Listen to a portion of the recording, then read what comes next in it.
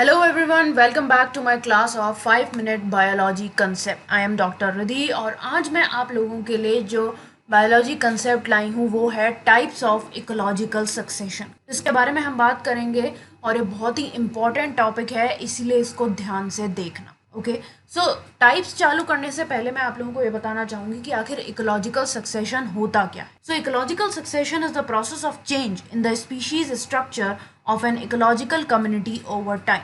तो एक कोई भी पर्टिकुलर इकोलॉजिकल कम्युनिटी है उसमें टाइम के साथ साथ स्पीशीज के स्ट्रक्चर में जो चेंज आता है उस चेंज के प्रोसेस को हम बोलते हैं इकोलॉजिकल सक्सेशन। अब जो इकोलॉजिकल सक्सेशन होता है हमारा वो दो तरीके का होता है जिसके बारे में हम बात करने वाले हैं। तो पहला है प्राइमरी सक्सेशन और दूसरा है सेकेंडरी सक्सेशन।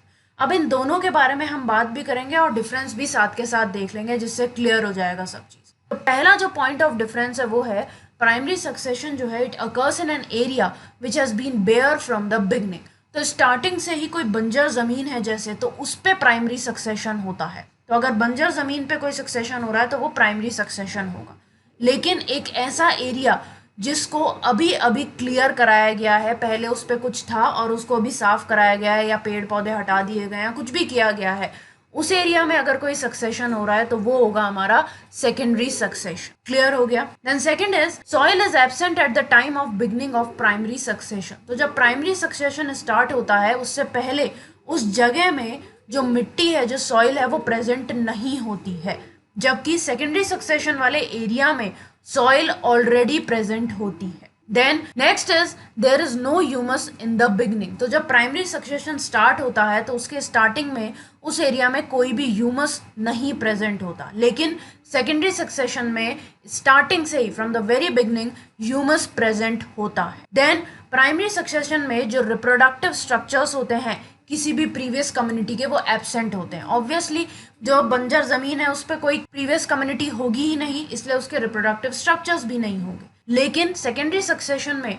उस एरिया के जो प्रीवियस ऑक्यूपेंट्स थे जिनको क्लियर करके उस एरिया को बनाया गया है उनके रिप्रोडक्टिव स्ट्रक्चर्स हमें मिल सकते हैं। Then next point is pioneer community comes from outside. अब पायनियर कम्युनिटी और क्लाइमेक्स कम्युनिटी मैं ऑलरेडी आप लोगों को समझा चुकी हूँ। अगर वो लेक्चर अभी तक नहीं देखा है तो यहाँ पे आई बटन में आपको वो लेक्चर मिल जाएगा, तो उसे देख लेना।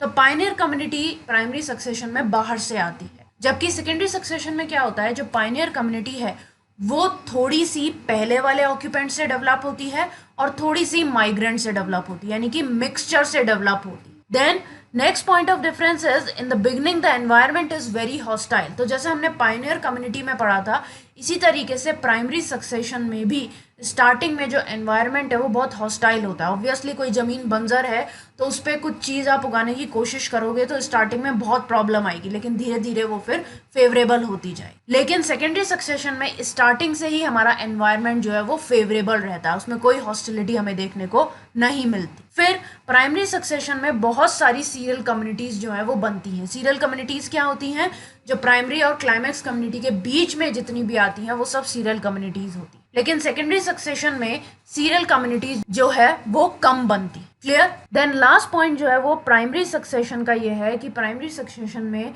कंप्लीशन के लिए बहुत ज़्यादा टाइम लगता है, लगभग 1000 साल या उससे भी ज़्यादा।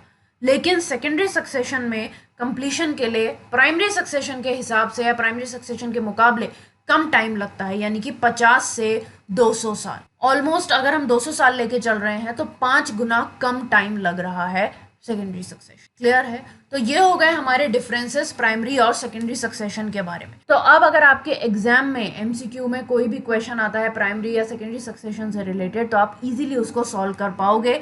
और अगर आप 12th बोर्ड का एग्जाम दोगे अगले साल तो उसमें भी डिफरेंसेस आते हैं, तो ये पूरी लिख देना। और अगर प्राइमरी सक्सेशन के बारे में पूछा जाता है तो ये 8 पॉइंट आपके बहुत काम आएंगे, और सेकेंडरी सक्सेशन के बारे में पूछा जाता है तो आप ये 8 पॉइंट लिख के उसको एक्सप्लेन कर सकते। ओके, सो ये था हमारा आज का लेक्चर जिसमें हमने टाइप्स ऑफ इकोलॉजिकल सक्सेशन के बारे में बात की। मैं होप करती हूँ कि आपको अच्छी तरीके से ये लेक्चर समझ में आ गया होगा। किसी भी पॉइंट में कोई भी अगर प्रॉब्लम आती है तो आप मुझसे बेझिझक कमेंट सेक्शन में पूछ सकते हैं। ओके, सो लाइक का बटन दबा देना, शेयर करना अपने फ्रेंड्स के साथ, चैनल को सब्सक्राइब कर देना और सब्सक्राइब करने के बाद जो बेल आइकन है उसे दबा देना जिससे आप लोगों को नोटिफिकेशन मिल जाएगा जैसे वीडियो प्रीमियर होने वाला होगा। इसके अलावा आप लोग मुझे मेरे टेलीग्राम ग्रुप पे भी ज्वाइन कर सकते हो। अगर आप लोगों ने अभी तक टेलीग्राम ऐप डाउनलोड नहीं करी है तो उसे डाउनलोड करो। वहाँ पे आपको बहुत सारी चीज़ें जो हैं वो नीट से रिलेटेड मिलेंगी। तो आप वहाँ पे बहुत सारे ग्रुप ज्वाइन कर सकते हो, जिसमें एक मेरा भी ग्रुप है, उसका लिंक मैंने डिस्क्रिप्शन बॉक्स में दे दिया है। वहाँ पे आपको बहुत सारे माइंड मैप्स और पीडीएफ जो है लेक्चर्स की वो मिल जाए। ओके, सो आज के लिए बस इतना ही। That's all for today guys. Thanks for watching. Bye bye.